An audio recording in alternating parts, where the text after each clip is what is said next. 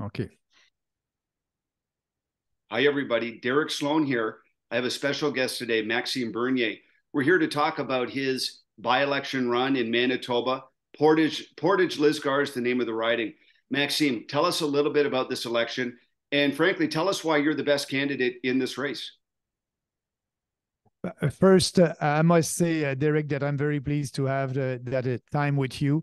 And I want to thank you for what you're doing for our country. You are doing the right fight at the federal and at the provincial level. So, and I'm doing the same here in this riding. I'm speaking about our family values like you did during the last campaign at the provincial level. And I'm running here in Portage-Lisgar because they are conservative-minded people, and they know that the Conservative Party of Canada is not conservative anymore, only by name. And I believe that you know that yourself also with the experience that you had with the Conservative Party. So, but here it's a fun campaign, I must say. It's going well. I'm meeting a lot of people, and our platform is very well received.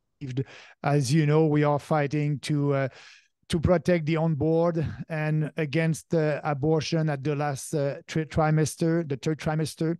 And I'm saying to people here, there's a lot of pro-life people. That's only the beginning. We need to have a win. And after 35 years, we still don't have any legislation on abortion. You had Brian Mulroney in the 1980s, didn't do anything. After that, you know, the Liberals didn't do anything. And you had Stephen Harper, who had a majority in 2011, and he was a pro-life, didn't do anything. And it's time to win that and stop, because there's about 100 late-term abortion here in this country every year for the last 35 years. And I'm saying, you know, let's start and win that. And after that, we'll table another legislation closer to the conception. So it's very well received. And also, I'm speaking a little bit like you against the trans radical or toxic ideology. And it's happening here in this rural riding in Manitoba. It's not only happening in schools downtown Toronto or Montreal or Vancouver. They are speaking about the gender ideology here in Winkler and in this riding. And, you know, it's common sense. There's only two sexes. And, you know, there's no such thing as a trans kid. As you know, Trudeau, I believe it was a couple of days ago, said that he must protect the trans kid. There's no trans kid. First, you may have a kid that is gender confused. You may have a kid that is having, you know, mental issue. And I can understand that. You can have a kid that may be a gay or a lesbian, but there's only girls and boys. And here, that it's very, people understand that they're fed up. So I hope this Monday that people will vote in line with their values, and we'll see what will be the result. But I'm very pleased that I decided to run here. It's a little bit like both, but it's 100% in English, both 100% French, but in both, you know, 95% Catholics and strong family values over there also. So that's why I decided to run here. And as you know, Derek, our candidate, did very well at the last election with 22% of the vote. And I was pleased with that. So I'm ready, and we'll see what will happen this Monday. Well, you know, your messaging in this campaign has been very strong, and it's been bold. I've enjoyed the messaging. Can you comment a little bit on your conservative counterpart that you're running against? Have they stood on any of the values that you've mentioned here in terms of, you know, transgenderism in our schools, standing for family values? What have they done on that file? Nothing. It's not part, you know, actually, they don't want to speak about that. I must admit that the leader, Pierre Poilievre, was in the riding 2 Fridays ago, and he said, you know, we won't speak about that. He said that after his speech when he had somebody who took a photo with him, and that person asked a question about the trans, and he said, "No, I won't speak about that." They don't want, because, as you know, Derek, they're doing politics based on survey and focus group, and right now it is not that popular to speak about that. The mainstream media will say you're anti-trans, and but it will become popular the more we speak about that. And what they're doing right now, and what my conservative opponent is doing, is try to find things that I said 15 years ago when I was a conservative, when it was the policy of the conservative government under Harper. They cannot speak about our platform or against our platform, because they know that their base won't be happy with that. So the conservatives are accusing you of basically being a globalist, as I understand. Do you want to talk a little bit about these accusations and why these accusations are false? Yeah, the one about the World Economic Forum? Yes, I think they're saying that you went to an event or something, whenever, a while ago, and they're claiming that you're a globalist. Yes. Oh, yeah.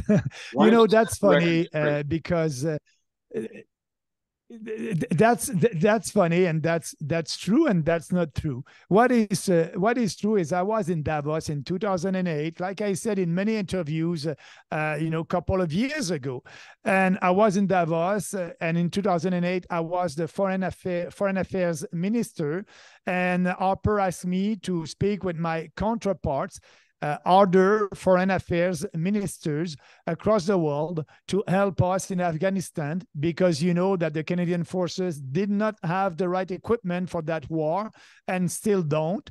And I look at the agenda, and I saw that meeting in Davos in 2008. I said, what an opportunity.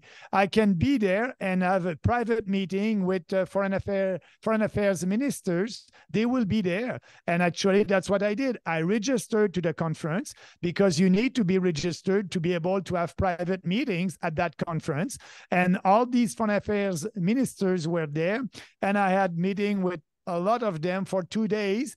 I did not assist at the World Economic Big Conference. I did not deliver any speeches at this conference. I was there to work for our country. I was there to do what my prime minister asked me to do, to fight for our Canadian forces. And that trip was very successful, because after that, we received some help from other countries in Afghanistan. The French government gave us planes and other equipments. So, but they're using that, like you just said in your question, to say, oh, Bernier is a globalist because he was there. Actually, I'm the only national politician that is anti-globalist. And if you look at our platform, not only I'm against what the World Economic is doing, it's a socialist organization, and they try to push their policies to other countries. Also, the UN, Polyev is okay with the UN Compact on migration. We're saying no to the UN, no to the Global Compact on migration. We need to decide our immigration level here in Canada. And I'm saying no also to the Paris Accord. Polyev is okay with the Paris Accord. Polyev is the globalist, and I'm not. And I'm saying, I was with you.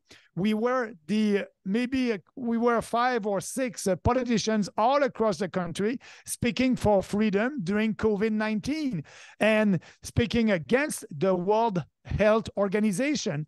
So if you look at what we did as a party, we the People's Party, that's, if they find that to try to discredit me, if that's only what they have, and that's a joke. So that's why I believe that they're scared. They're using all the tactics that they know to discredit our party and me. But I believe that people here are intelligent people, and they understand the principles of our party and our policies. And we had a very good election campaign, because it was positive on our message.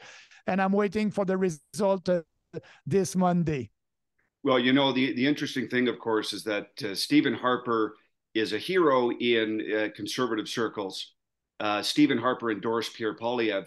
Stephen Harper also was the one that sent you to Davos. So the accusation really doesn't make any sense if you dig into it. And frankly, you were able to go there and meet with a bunch of states, get some business done without wasting taxpayers' money to fly to 30 different countries. You were able to meet with officials at one place at one time. To me, the accusation doesn't make any sense. Now, if you were the keynote speaker and if you were hobnobbing with Klaus Schwab every night in his secret room, obviously that'd be an issue. But you know what? Just to go there to meet heads, officials of other countries, that's entirely understandable given your portfolio and your experience. So I think that accusation is frankly a lousy accusation, and it indicates that they understand your base there and how powerful your message is. Yeah, you're right. And also they have all the information. It was public, the Foreign Affairs Department published a press release that I will be there. And in the press release, it's clear that I'll be there to have other meetings. And the concern of that time was Afghanistan. And also my agenda, all of my meetings, that was public also. They have that. So you can see all the foreign affairs ministers that I've met. And also I was able to have a meeting with Jean Charest. And at that time, Jean Charest was the premier of Quebec. And we had a little discussion. And they cannot find anything. So yes, it's why it's not serious.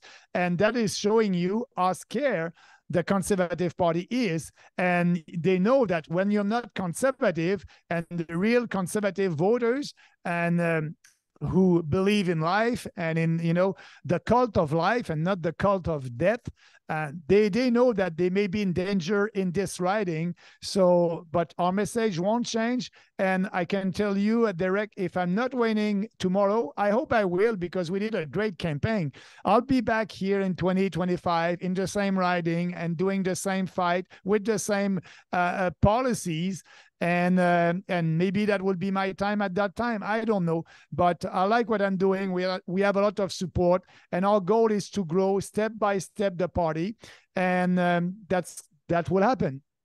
One thing I appreciate about what you're standing for is, if you look at conservatism, if you look at populist movements around the world, they're succeeding when they're standing against mass migration, when they're standing against the cult of climate alarmism, and when they're standing up for common sense family values.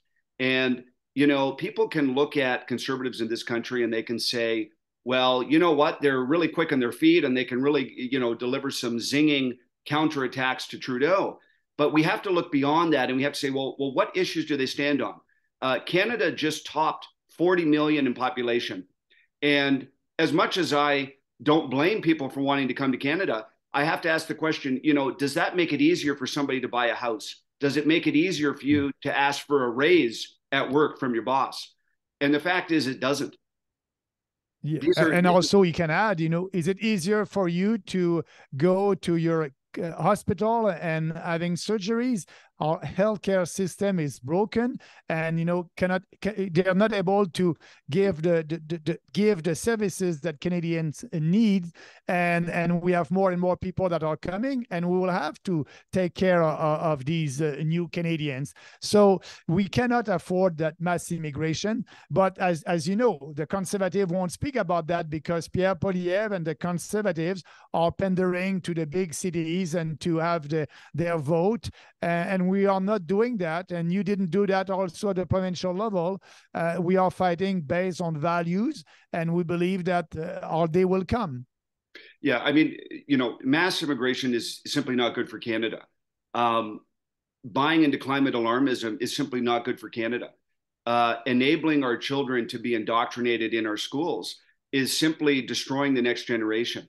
And a mutual friend of ours, Billboard Chris, put up a tweet recently where he was speaking about a fine arts school in BC where upwards of 50 young kids are socially transitioning, meaning they're using different pronouns and different names, and many of them without the knowledge of their parents. And one parent was asking at the school if something was going on because they noticed their daughter's mental health declining. and the school lied to them about what was going on within the school. So we have school boards now that are treating parents as the very enemies of their children. These are important issues that are destroying the fabric of our society, and none of the mainstream parties are fighting it. In fact, they're encouraging it, and at the very least, they're being silent in the face of this catastrophe that's happening right here in Canada. Yes, and also I may add that every member of parliament voted for that bill C4. That was the beginning of that trans ideology, and they voted for that in the House, like Poilievre and every single one of them.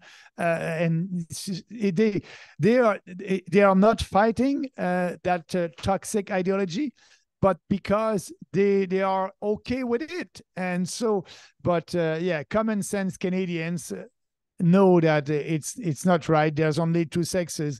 And I must admit, Derek, that when I started in politics in 2006, I was there for the economy. I worked in the financial sector in 19 years in Montreal. I was industry minister. I was very successful as industry minister, but I never thought that I would speak about social issue.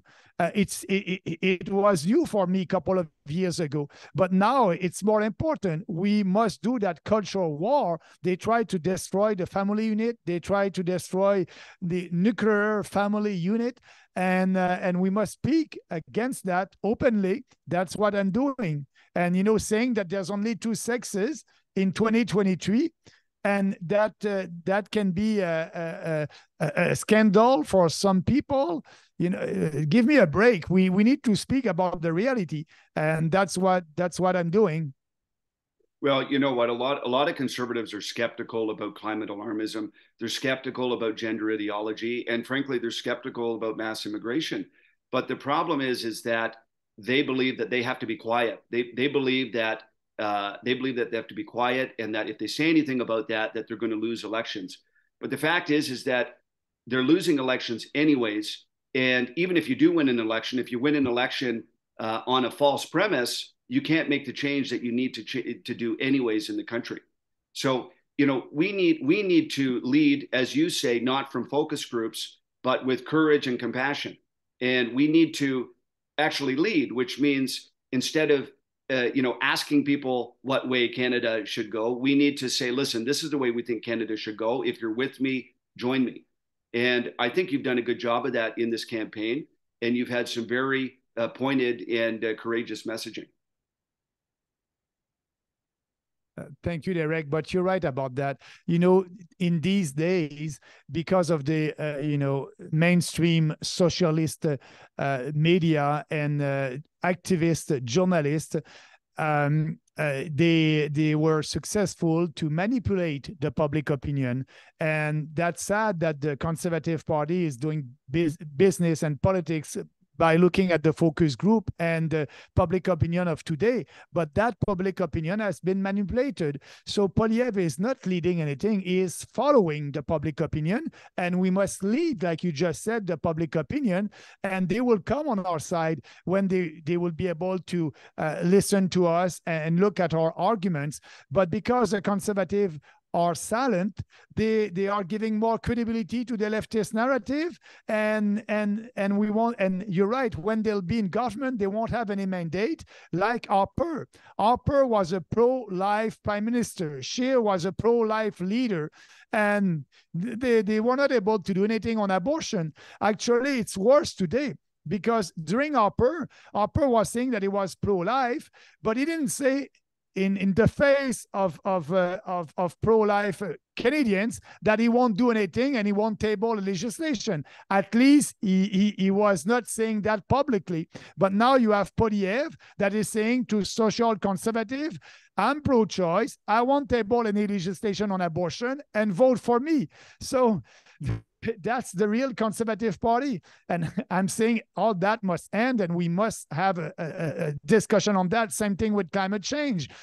He's saying, oh, yeah, I won't impose a carbon tax, but he will follow the Paris Accord. He will do everything to achieve the Paris Accord goals and imposing more regulation and giving subsidies to the green technology. So that's the way we are doing politics. And I believe in the midterm, we will win that battle, like we did when we were on the street together against the COVID hysteria. It took us 2 years to move the public opinion on our side, but we were successful. And on all these issues, we can do the same. Well, it's interesting. Occasionally, there is a glimmer of courage in elected politicians in this country. One example being Premier Blaine Higgs last week, I believe it was, who basically reversed a policy that said that when children socially transition in schools, their parents need to know about it. So to me, that's, very common sense. And you would think that most people would be okay with that. And again, just for the record, we're talking about prior to this change, kids could change their gender, their name, and their pronouns without any parent involvement whatsoever at school. And, Premier Higgs doubled down on that and frankly threatened to go to the polls over it. And most parents are agreeing with him. I saw a poll that came out that showed well over 50% of parents 100% agree with him. And, these are common sense policies that we should all agree with. And yet, many politicians are afraid to even touch the issue, let alone support an issue like that. Yeah, it's sad. It's very sad, but I was pleased to, see what he did. The premier of New Brunswick, he had the courage to stand up and say the right thing. And I understand that in his caucus, he had some member of his caucus who said, oh, no, I'm not supporting what my premier is doing. But after they saw that poll, like you just said, they were very silent after that. So, yeah, we need to have the courage of our conviction, and that's very rare in Canada. I applaud what Premier Higgs did in New Brunswick on that issue. That's only the beginning. We must do the same thing at the federal level. Yeah. Now, Max, I know that you're in the middle of a campaign. Voting day is just 2 days away, so we're not going to keep you much longer. But just address for me one issue. I know that some people are thinking, well, Max, I like you, but I really hate Trudeau. So I'm afraid to vote for you because, I don't want to help Trudeau out. So could you address that issue for us, Max? Oh, absolutely. Thank you for asking, Derek. Yeah, it's the issue about splitting the vote. If we vote for Bernier, we will have Trudeau. So that's a bogus argument. It won't happen. We are in a by-election, and the goal of that election is not to change the government. We have Trudeau as prime minister right now, and, next Tuesday, Trudeau will be the prime minister. So you cannot get rid of Trudeau in a by-election first. The other part of that is, but maybe if I vote for you, maybe the Liberal candidate will be elected in my riding here in Portage-Lisgar. It won't happen because since the creation of this riding, they never elected a Liberal. And actually, the Liberal candidate at the last election has about 10% of the vote. And the People's Party candidate, Solomon, 22% of the vote. So it's a two-horse race between me and the fake Conservative. It won't happen. You won't elect a Liberal. So there's no splitting the vote. And when I'm telling people, vote for your values, don't vote against something. If you want something, vote for what you want, and you'll have more chances to have what you want. And, I'm saying also to Conservative voters, if you're ready to vote for your values, I'm your man. If you're not ready, please don't vote against your value. Don't vote against your values. Stay at home for this by-election, and we'll see. But we have a lot of support. I'll see the result this Monday. But that argument about splitting the vote was one argument that they used during that campaign. But people understand that there's no such thing as splitting the vote, and there's no risk voting for their values. And I told them, if you don't like me, in 2 years, you can vote me out. That's it. And, your fake Conservative candidate, if he's elected, he won't be able to change anything because he won't be in government. You know, he can tell you everything that he will do when he will be in government, but he won't be in government after this by-election. You'll have to wait until the general election. So to elect somebody that will start these national debates on all these issues and will push Poilievre in the right direction, like the NDP is doing right now by pushing the Liberal to the extreme left. We're going to push Poilievre in the right direction. And I'm telling people in the riding, if you like what I'm saying, you know, I will do that. I will deliver. And also, I will vote with Poilievre when he will have the courage to act like a conservative, and I will vote against Trudeau. So it's a win-win for everybody, and it's a unique opportunity to elect for the first time a People's Party candidate. Well, you know, what I always tell people is, you know, it's always good to vote for the best person. Don't worry about Trudeau or anybody else. You don't have the ability to vote for Trudeau or against Trudeau. You only have whoever is on your ballot in your riding. And you can either vote for the best person or you can hold your nose and vote for not the best person. But you might as well vote for the best person, because that's what our first past the post system is designed to do. It's designed to elevate the best person in a local area. The other thing is that having somebody like yourself with a national profile representing you at the local level has a lot of advantages. And having even one voice of dissent in the House of Commons can do a lot of good. There was a time where I was a lone voice in the House of Commons, and even yourself before that, Max. And there are many things you can do. You and I were involved in a press conference on at Parliament Hill. That was one of top 10 most viewed videos of all time. I did a subsequent press conference with doctors. That was the most watched video of all time on CPAC. There's many unanimous consent motions that it only takes one person to shut down.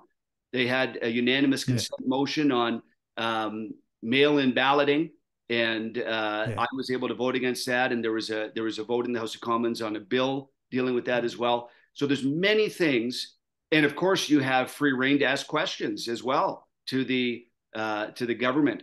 So having even one person who is free and unfettered and able to do sort of what they want to is not not having their arm twisted by a particular party. They can do a lot. And it's a real advantage to be able to vote for somebody like yourself that not only has national profile, but has the ability to really bring some major issues up to at the forefront in the House of Commons. Yeah, absolutely. You're right. And you had that experience. And same thing with me when I was an MP. And just after quitting the Conservative Party of Canada, I use these opportunities also. So that's why people must understand all that. And I'm very pleased that we had that discussion, because I believe that will help people to understand these issues and the way that Parliament is working. Well, you know, I'm gonna let you go because I know that you have many, many things to do in the next 48 hours. But I just want to remind everybody sort of where we've come from. You and I, Max, of course, started the End the Lockdowns Caucus. We were two of the founding members, along with a few others, which was across Canada, a pan-Canadian group of elected officials and formerly elected officials that were working to end the lockdowns. We appeared at many rallies and marches together. We did a widely viewed press conference on Parliament Hill, and that's just a few of the things that we've done together. And you know, these totalitarian measures may be in the rearview mirror for now, but people need to remember who was standing up when it was tough to do so. It's easy to to stand up when the crisis has passed, but we need to remember those who stood up when the going was tough. You know, I'm still fighting tickets that I received during that time. You were arrested in Manitoba during that time. So I want people to remember, remember that, words are easy to say. It's actions that count. And, people like yourself, Max, and others were fighting in the thick of this when actions spoke a lot louder than words. So I hope the voters in Portage-Lisgar remember that. And thank you for standing on those values. Thank you, Derek. I really appreciate our conversation and the fact that you are helping me. I know that you're in Toronto right now, in Ontario, sorry, right now, but just that Zoom discussion will help me here in the writing. And I want to thank you for that. And yes, also thank you for everything that you did and we did together during that COVID hysteria. We were there, you were there, and we did that fight. And I believe that we were able to have more freedom fighters on our side, and we built a very strong coalition. And these totalitarian governments didn't have any choice after 2 years to let go these draconian measures, but it's because of people of principles like you, like me, like others that who are able to do that fight. So I keep nice memories of our time together during the COVID hysteria and before. Thank you also, and have a nice end of the day, Derek. But thank you for giving me that opportunity. Listen, all the best. We'll be rooting for you, and God bless this Monday. Thank you. Stay strong and free.